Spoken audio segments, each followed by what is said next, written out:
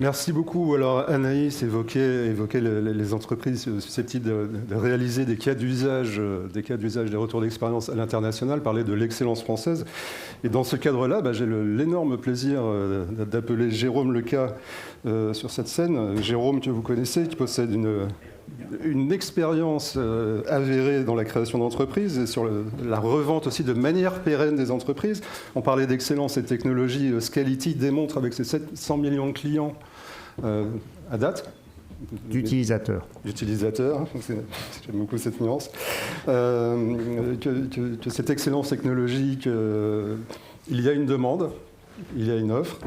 Est-ce que je dois préciser que tu es un signe de chevalier de l'ordre du mérite et surtout le prosélyte de l'excellence française dans la Silicon Valley, qui démontre qu'effectivement la France ne se réduit pas aux frontières de l'Hexagone, mais que l'on peut évangéliser sur cette excellence française. Alors question après je te laisse, comment concilier justement ce succès à l'international et la souveraineté dans la lignée de ce que vient d'expliquer Anaïs? Merci. J'aimerais commencer par vous raconter une anecdote qui m'a bouleversé. C'était fin 2013.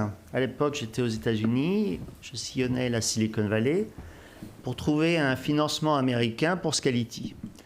L'idée était double. Financer l'entreprise à hauteur de ses concurrents, qui sont pour la plupart américains, et avoir un ancrage américain pour mieux pénétrer ce marché, qui est le plus grand marché mondial en matière de technologie.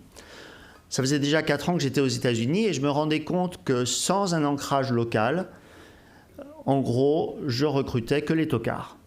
Parce que les meilleurs, et en particulier en matière des commerciaux, les meilleurs commerciaux, ils allaient dans des entreprises qui étaient de bouche à oreille, connus par des patrons qui étaient connus là-bas ou financés par des sociétés de capital risque locales. Donc, je ne pouvais pas me développer sans un ancrage. Je fais des rendez-vous, j'identifie un certain monsieur Peter Bell qui serait idéal pour nous. Il connaît extrêmement bien notre marché. Il a travaillé chez EMC et il est maintenant à la tête d'une société de capital risque. J'obtiens un rendez-vous, je fais le rendez-vous avec notre CTO, ça se passe super bien, discussion à bâton rompu. Au bout de 45 minutes, il me dit « Banco, je suis convaincu, j'aimerais voir l'équipe de R&D la semaine prochaine. » Alors là, je suis super content. Je lui dis « Pas de problème, je vous organise le voyage à Paris. » Et là, grand blanc. Il me regarde, il dit « Ah non. Non, les entreprises françaises ne sont pas connues pour faire des succès en logiciel. » Fin de rendez-vous. Alors, j'ai continué, hein. On ne s'abat pas au premier nom. J'ai fait des dizaines de rendez-vous dans la Silicon Valley. Alors, il y en a qui m'ont dit « Ah non, ouais. J'avais investi dans telle entreprise qui a monté un bureau à Paris pendant la folie des dot-com, là. Et puis en 2001, on a dû réduire la voilure, on a dû réduire le staff à Paris, on a été confronté au syndicat, moi je ne réinvestis pas en France. Le droit du travail est vraiment trop insupportable. Ah, je ne l'ai pas entendu une fois, hein. Si je ne l'ai pas entendu 20 fois, je ne l'ai pas entendu. Hein. Et puis il y a ceux qui carrément me jetaient des Dailymotion à la figure. Fin de rendez-vous.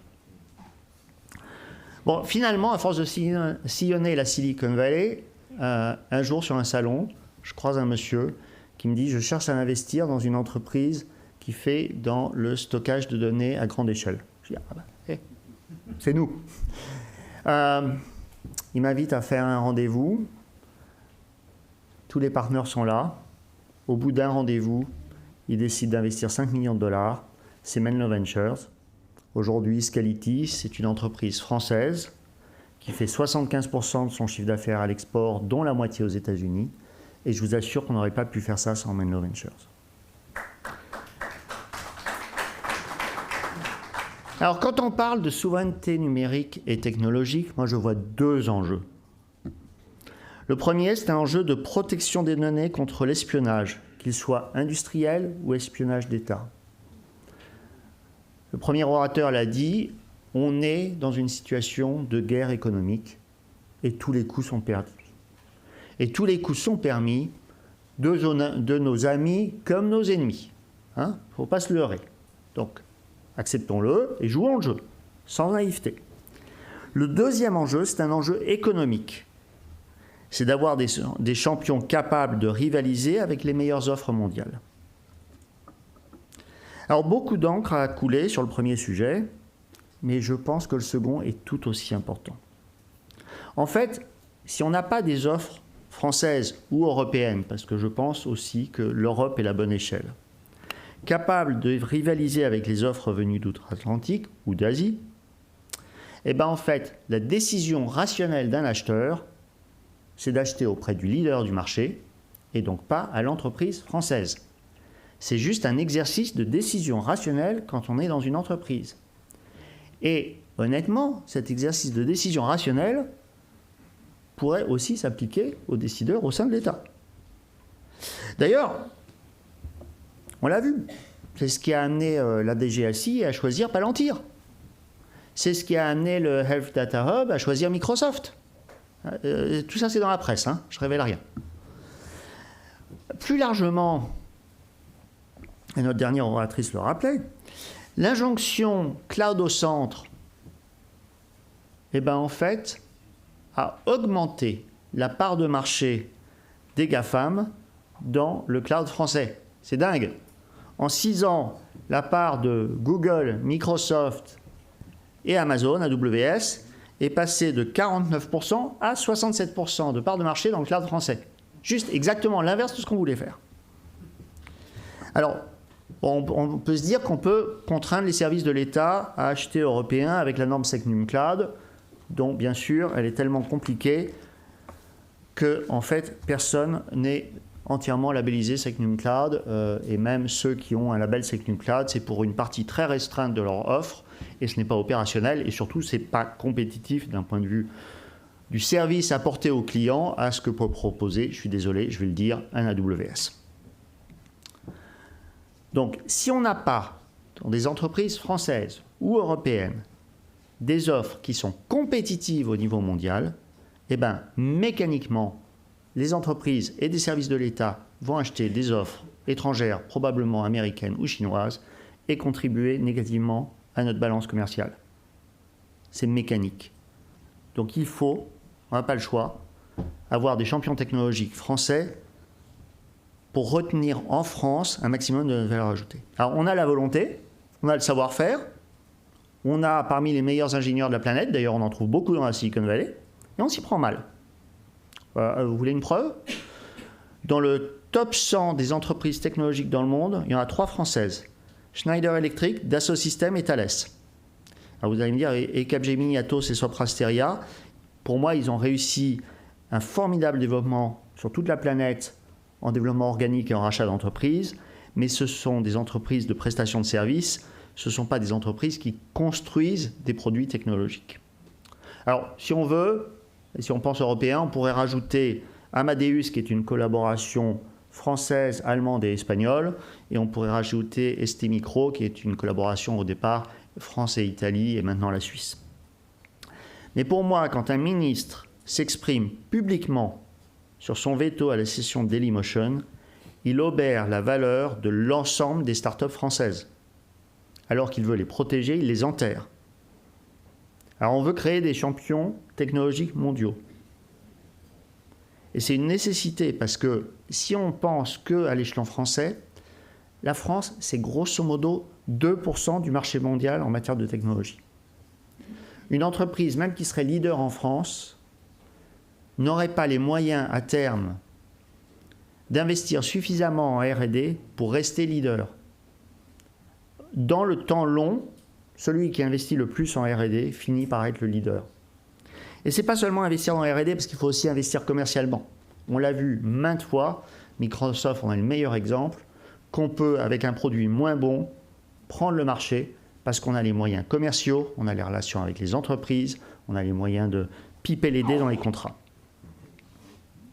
Alors, quand j'entends qu'il faut protéger nos pépites des prédateurs américains, texte d'Atali de cette semaine, ou que vendre la branche d'infogérance d'Atos est une trahison, vente d'ailleurs qui serait faite à un Tchèque qui fait partie de l'Union européenne, hein, juste pour rappel, ou que NeverHack, société de cybersécurité française, aurait dû refuser de lever 100 millions de dollars avec Carlyle, eh bien je pense qu'on se trompe. D'ailleurs, ni Dailymotion, ni Atos, ni NeverHack n'appartiennent à l'État français. Hein. Ce sont des entreprises qui appartiennent à leurs actionnaires. Et d'un point de vue juridique, la première responsabilité du dirigeant d'entreprise, c'est de créer de la valeur pour ses actionnaires. Il ne faut pas l'oublier. Alors, créer une entreprise technologique d'envergure mondiale, ça coûte cher. Et Alexandre, je ne suis peut-être pas entièrement d'accord avec toi sur ce point-là. Alors, tu prenais Scality comme exemple. Je vais prendre Scality comme exemple. Depuis le début, on a dépensé 100 millions d'euros en R&D, pardon, 120 millions d'euros, et 200 millions d'euros pour la commercialisation. 200 millions d'euros. Okay, donc 320 millions d'euros.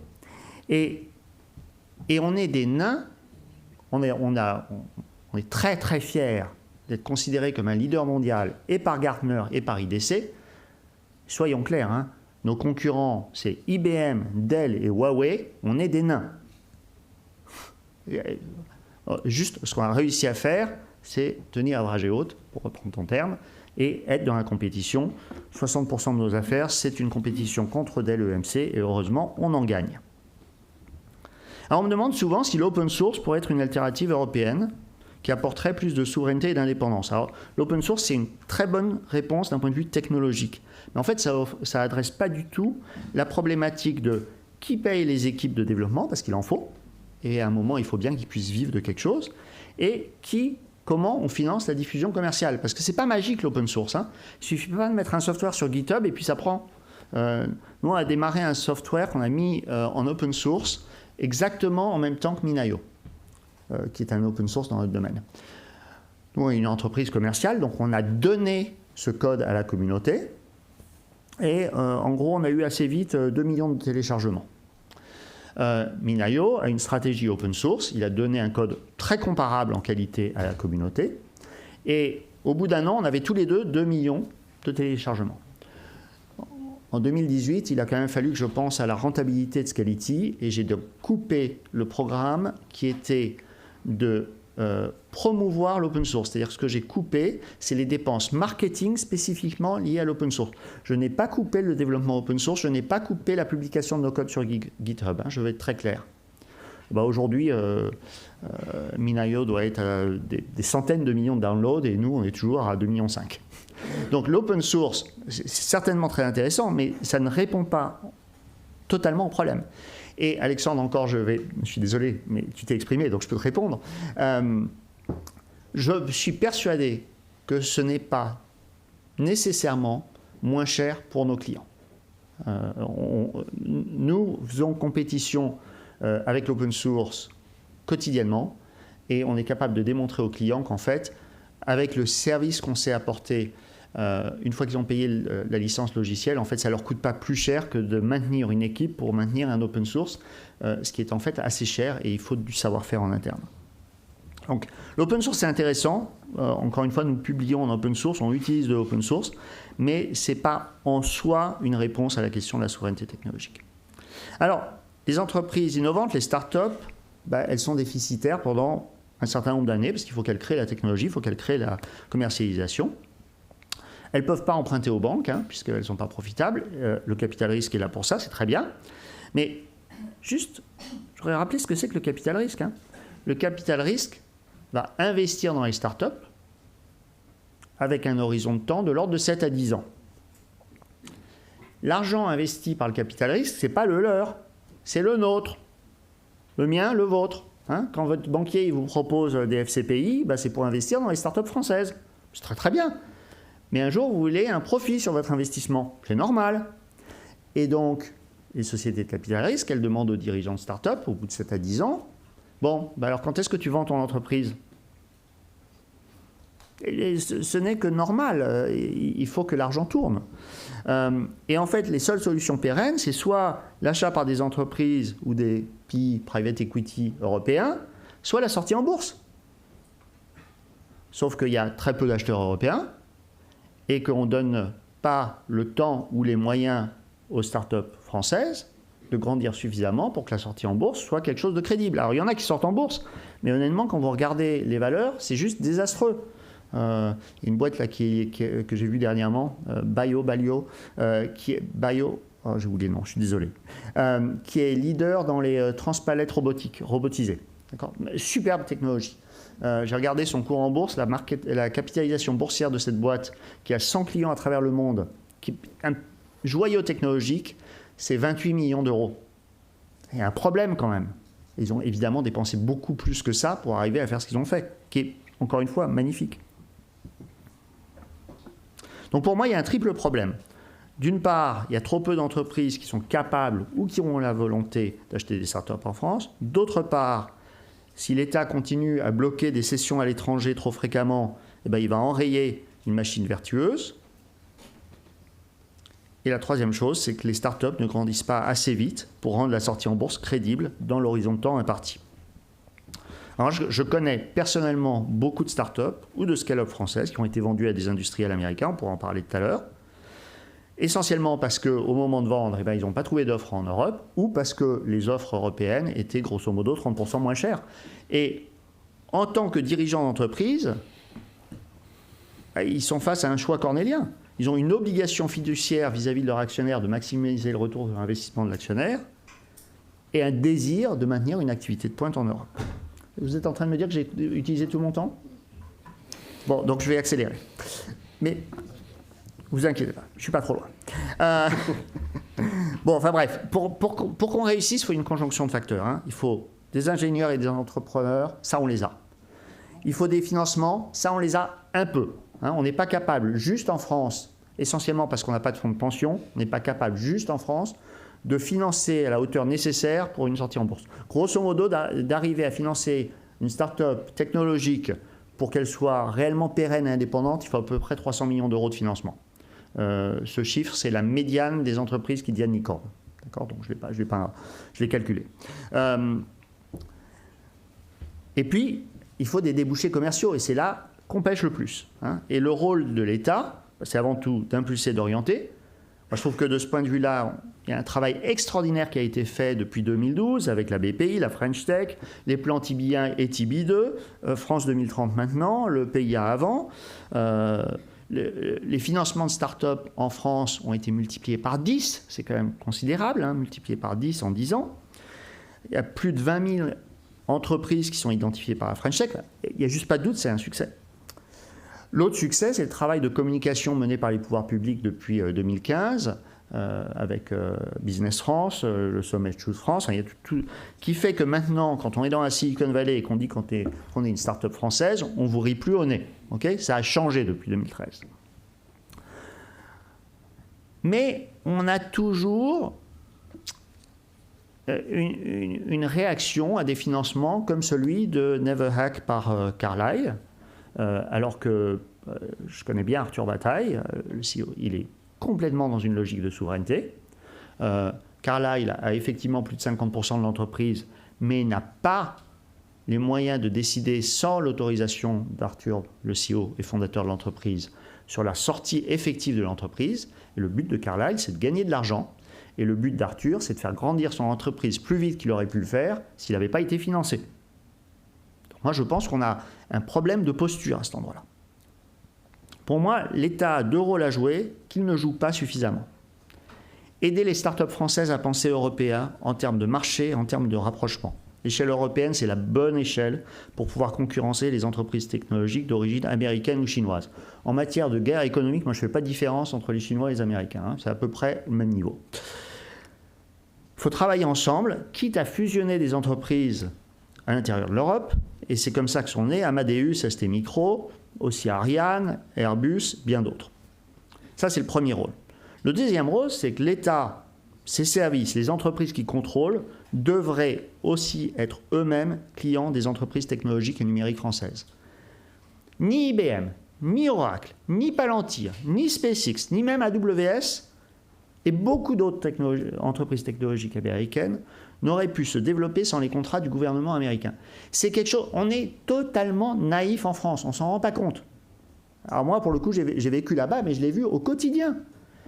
Les États-Unis qui nous ont expliqué qu'il faut faire de l'économie libérale à tout crin et qu'il ne faut pas faire de subventions, mais ils vous biberonnent les entreprises de technologie à longueur de journée. Jérôme, il va falloir conclure, je suis désolé de vous... Ah non, 2 minutes. Je peux y aller, mais... On a parlé tout à l'heure des initiatives de cloud souverain. Ok, on se souvient tous de CloudWatt et Numergy. 2 fois 75 millions d'euros partis en fumée. Mais essentiellement, le vrai problème, on peut discuter longtemps de si c'était la bonne initiative. Mais surtout, le vrai problème, c'est que l'État n'a pas apporté de commande. Donc, s'il faut que je conclue en 2 minutes, je vais le dire. Pour moi, s'il y a une action et une seule à mener pour renforcer la souveraineté technologique et numérique de la France, ce serait d'orienter fortement les appels d'offres de tous les services publics et parapublics et les achats des entreprises dans lesquelles l'État a une participation significative vers des entreprises françaises et européennes. C'est l'action qui aurait le plus d'impact. Aujourd'hui, au quotidien en France, je me bats au sein des services de l'État, des ministères, des collectivités territoriales, des universités, des hôpitaux, contre Dell et contre Huawei, alors que j'ai une offre qui est technologiquement équivalente. Merci. Merci beaucoup, Jérôme.